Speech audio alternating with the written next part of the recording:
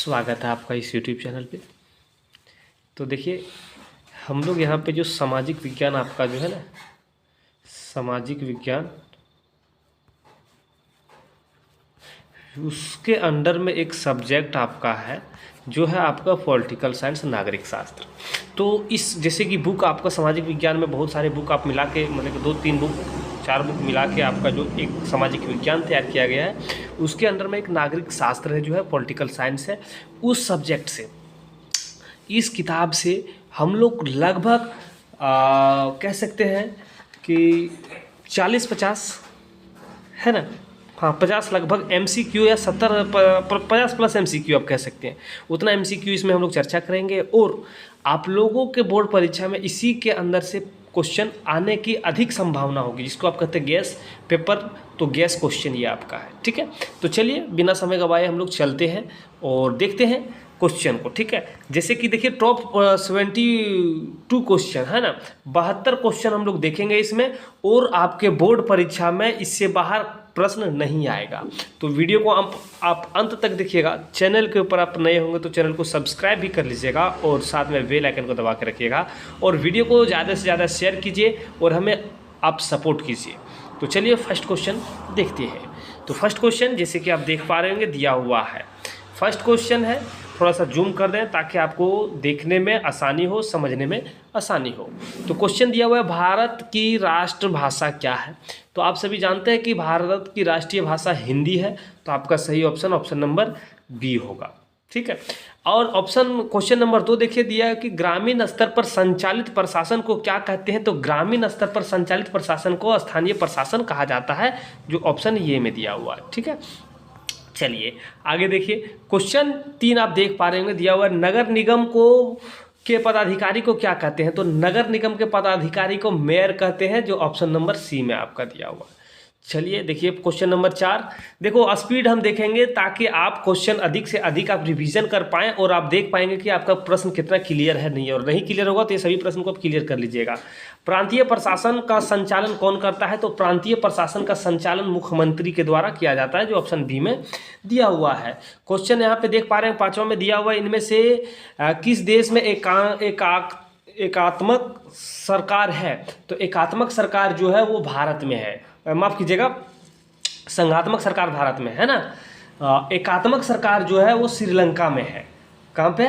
श्रीलंका में है। तो आपका ऑप्शन नंबर ये सही हो जाएगा। क्वेश्चन देखिए यहाँ पे दिया हुआ एकात्मक और संघात्मक है। तो संघात्मक सरकार किस देश में है। तो संघात्मक सरकार जो है वो भारत में है। आपको पहले बताया कि एकात्मक श्रीलंका और संघात्मक भारत में, ठीक है, याद रखिएगा, अधिक बहुत बारे प्रश्न पूछा गया है। आगे देखिए दिया हुआ क्वेश्चन कहता है कि संघ सूची,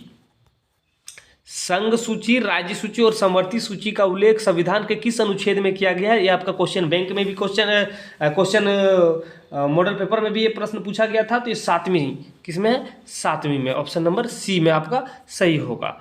8वां नंबर प्रश्न दिया हुआ है कि समवर्ती सूची में कितने विषय हैं। तो समवर्ती सूची में 52 विषय है। कितना है? 52 है। ऑप्शन डी आपका सही होगा। चलिए आगे देखिए, क्वेश्चन दिया हुआ है विकेंद्रीकरण क्या है। तो विकेंद्रीकरण क्या है। तो और जैसे कि आप देख पा रहे हैं कि विकेंद्रीकरण जो है वो केंद्रीय, राज्य और स्थानीय स्तर की सरकार होती है, जिसको हम लोग विकेंद्रीकरण कहते हैं, ठीक है। तो आपका सही ऑप्शन क्या हो जाएगा, ऑप्शन नंबर डी आपका सही हो जाएगा, ठीक है। चलिए नेक्स्ट क्वेश्चन को हम लोग देखेंगे। नेक्स्ट क्वेश्चन देखने से पहले अगर चैनल के ऊपर आप नए हैं, चैनल के ऊपर आप क्या नए हैं, तो चैनल को सब्सक्राइब कर लीजिए, साथ में बेल आइकन को दबा कर रखिए ताकि आने वाले वीडियो का नोटिफिकेशन आपको पहले मिल सके, ठीक है। तो चलिए क्वेश्चन के ऊपर चलते हैं हम लोग। तो क्वेश्चन जैसे कि आप देख पा रहे होंगे दिया हुआ है कि लोकतंत्र की सबसे बड़ी चुनौती क्या होती है। तो लोकतंत्र की सबसे बड़ी चुनौती जो होता है, जैसे कि आप देख पा रहे हैं यहाँ पे क्वेश्चन दिया हुआ है ना, क्या होती है कि लोकतंत्र को सशक्त बनाना, लोकतंत्र को सशक्त बनाना, जो आपका ऑप्शन नंबर सी होगा सही, ठीक है।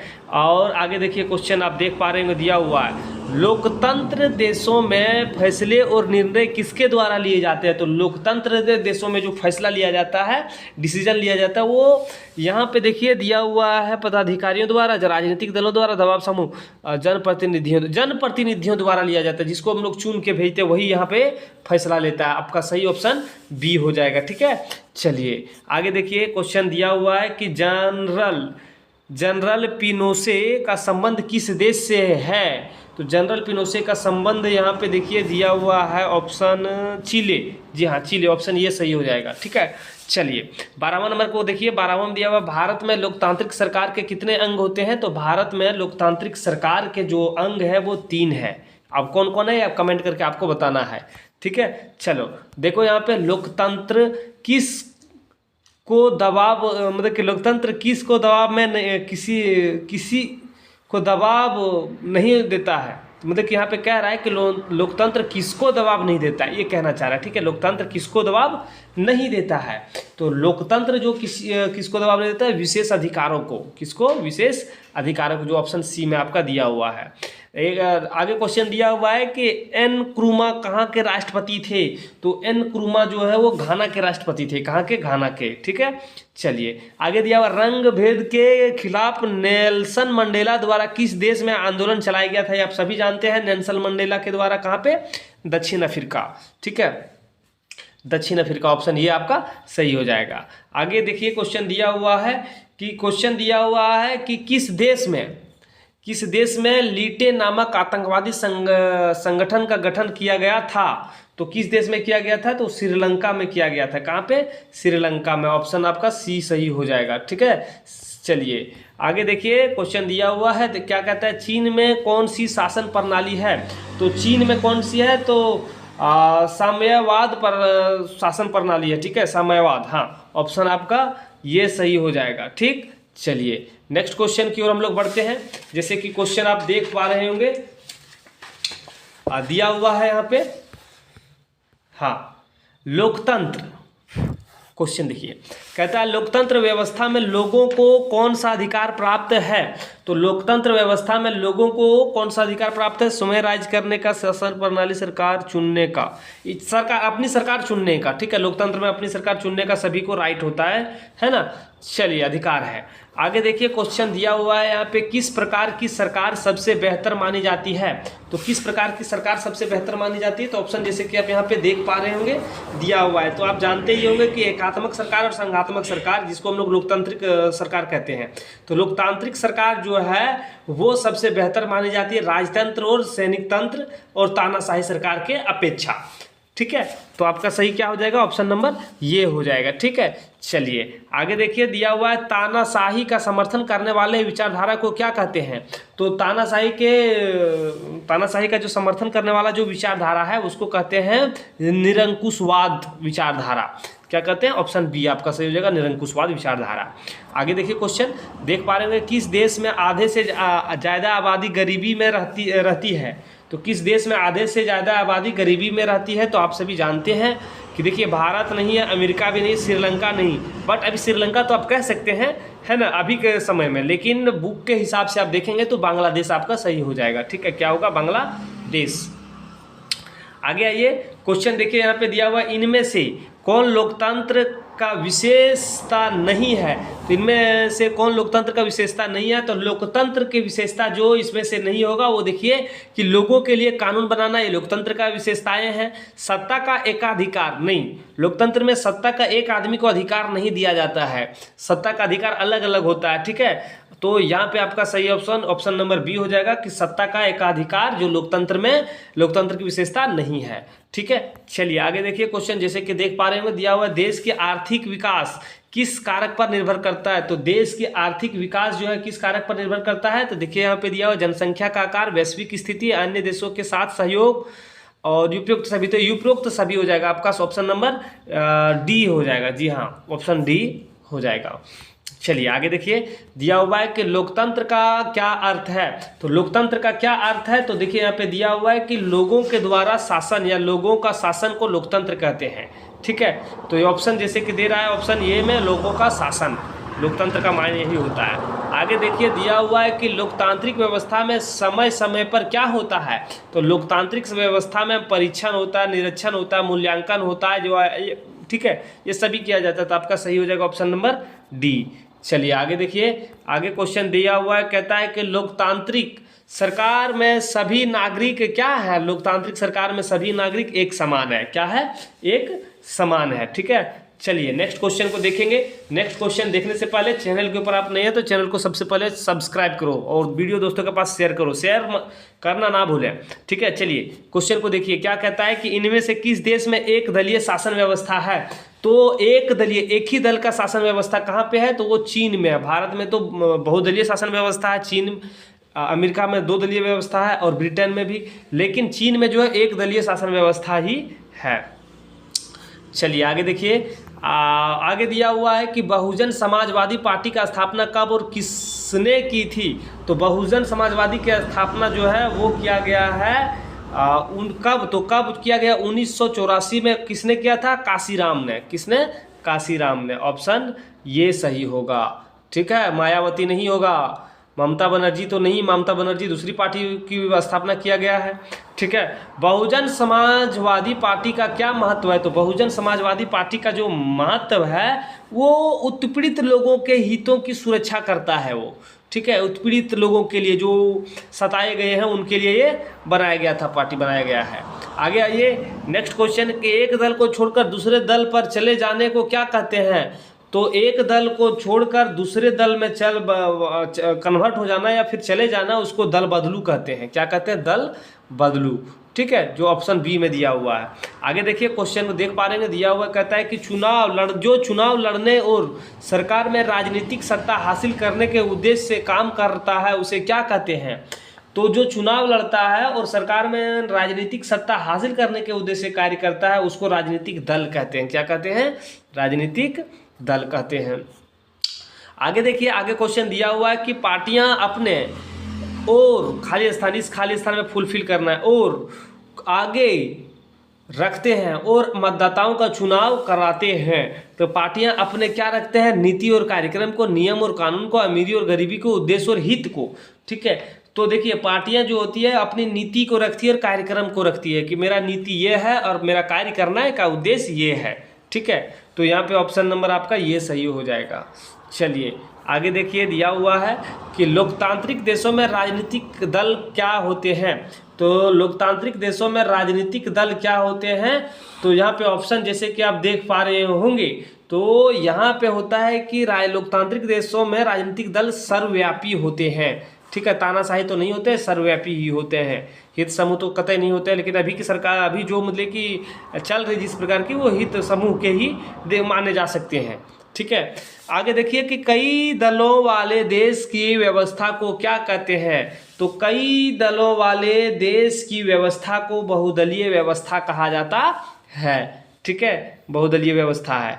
ठीक है, चलिए आगे देखिए कि कानून को कौन पास करता है। तो कानून को कौन पास करता है? तो न्यायपालिका, विधायिका, स्थानीय सरकार। तो देखिए यहाँ पे कानून जो है वो बनाता है विधायिका के द्वारा। ठीक है, तो ऑप्शन आपका जैसे कि आप यहाँ पे देख पा रहे होंगे दिया हुआ है, ऑप्शन आपका बी सही होगा। ठीक है, चलिए नेक्स्ट क्वेश्चन को देखते हैं। नेक्स्ट क्वेश्चन जैसे कि आप देख पा रहे हैं 2005 में किसने नेपाल की निर्वाचित संसद को भंग कर दिया। तो राजा ज्ञानेंद्र जो है उसने भंग कर दिया था नेपाल की। ठीक है, तो ऑप्शन आपका ये सही हो जाएगा।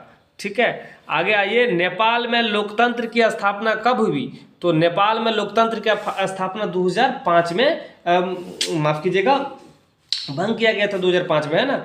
स्थापना जो है 1990 में किया गया था। कब? 1990 में।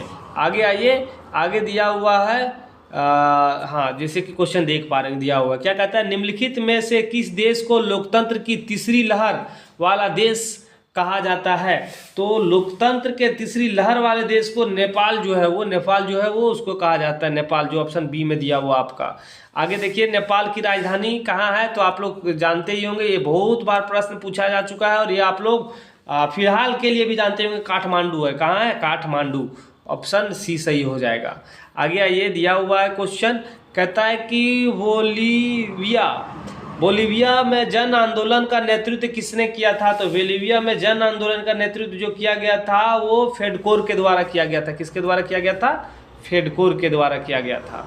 ठीक है, चलिए आगे देखिए, वाम सेफ किसका आंदोलन था? तो वाम सेफ जो है वो कर्मचारियों का आंदोलन था। किसका था? कर्मचारियों का आंदोलन, जो बी में दिया हुआ है। ठीक है, चलिए आगे देखिए, दिया हुआ क्वेश्चन कि बोलीविया में सोशलिस्ट पार्टी को सत्ता कब प्राप्त हुई? तो बोलीविया में सोशलिस्ट पार्टी को जो सत्ता प्राप्त हुई थी 2006 में हुआ था। कब हुआ था? 2006 में हुआ था। ठीक है, चलिए आगे देखिए, आगे क्वेश्चन जैसे कि आप देख पा रहे हैं दिया हुआ है कि बोलीविया में युद्ध क्यों हुआ? तो बोलीविया में युद्ध क्यों हुआ था? तो जैसे कि देख पा रहे होंगे तो वहाँ का युद्ध का जो रीजन था वो जल के निजीकरण को रद्द करने के लिए किया गया था। ठीक है, जल को जो निजीकरण कर दिया गया था उसको रद्द करने के लिए वहाँ पे युद्ध किया गया था। ठीक है, चलो आगे देखो, राजनीतिक दल का क्या कार्य है? तो राजनीतिक दल का क्या कार्य? आप लोग जानते हैं कि राजनीतिक दल जो होती है वो खुद की पार्टियां बनाती है, चुनाव लड़ती है और सरकार बनाना, ये सभी कार्य जो है वो एक राजनीतिक दल का कार्य होता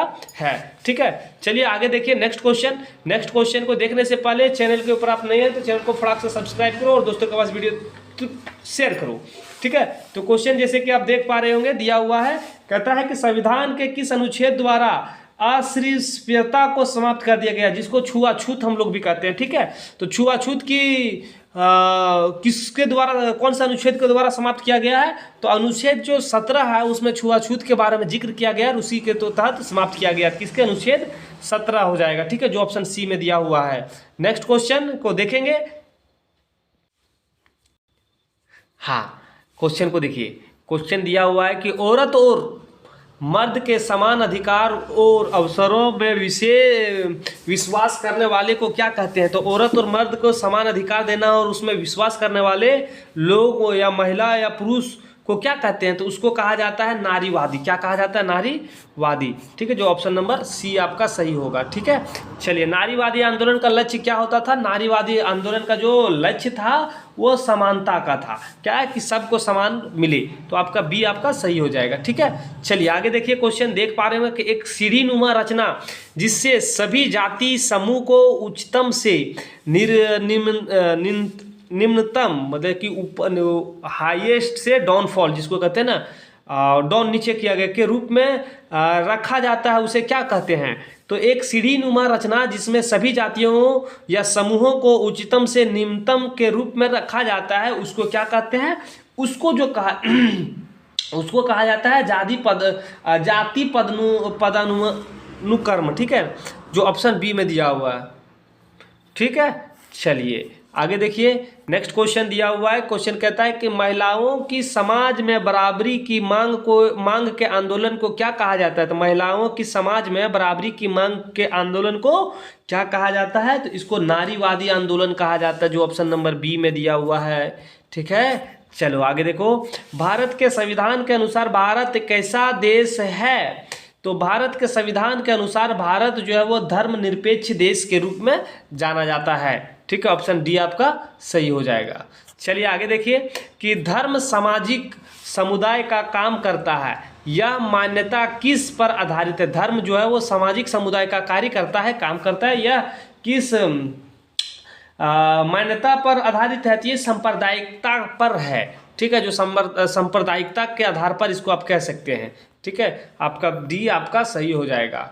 चलिए आगे देखिए कि धार्मिक आधार पर खाली स्थान, इस जगह पे खाली स्थान है, सांप्रदायिकता का दूसरा रूप है। तो धार्मिक आधार पर खाली स्थान जो है, इस खाली स्थान में आप भर सकते हैं कि राजनीतिक गोलाबंदी सांप्रदायिकता का दूसरा रूप है। तो राजनीतिक गोलाबंदी जो है वो सांप्रदायिकता का क्या है? सेकंड पार्ट है, आप कह सकते हैं। ठीक है, आगे दिया हुआ है जाति पर आधारित सामाजिक विभाजन किस देश में है? तो जाति पर आधारित सामाजिक विभाजन जो है वो ओनली फॉर, जैसे कि ऑप्शन यहाँ पे देख पा रहे होंगे, वो ओनली फॉर इंडिया, जो भारत है यहाँ पे ही है। ठीक है, आपका सही आंसर क्या हो जाएगा? भारत हो जाएगा। ठीक है, चलिए नेक्स्ट क्वेश्चन को हम लोग देखेंगे।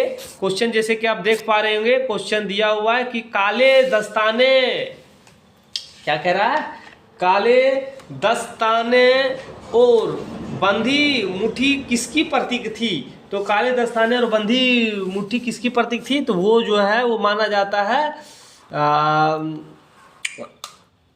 क्रोध की, शांति की, अश्वेत शक्ति की। किसका है? अश्वेत शक्ति की। ऑप्शन सी आपका सही हो जाएगा। ठीक है, चलो आगे देखो। पीटर नॉर्मन संबंधित थे, तो पीटर किससे संबंधित था? तो ये तो ऑस्ट्रेलिया से, हाँ ऑस्ट्रेलिया से ये था। ठीक है, हाँ जी हाँ वही होगा, ऑस्ट्रेलिया ही होगा। ठीक है ना, चलो आगे देखो। स्मिथ और कार्लोस, स्मिथ और कार्लोस कौन थे? तो स्मिथ और कार्लोस जो थे वो, ठीक है, एफ्रो अमेरिकन थे। कौन थे? Afro American.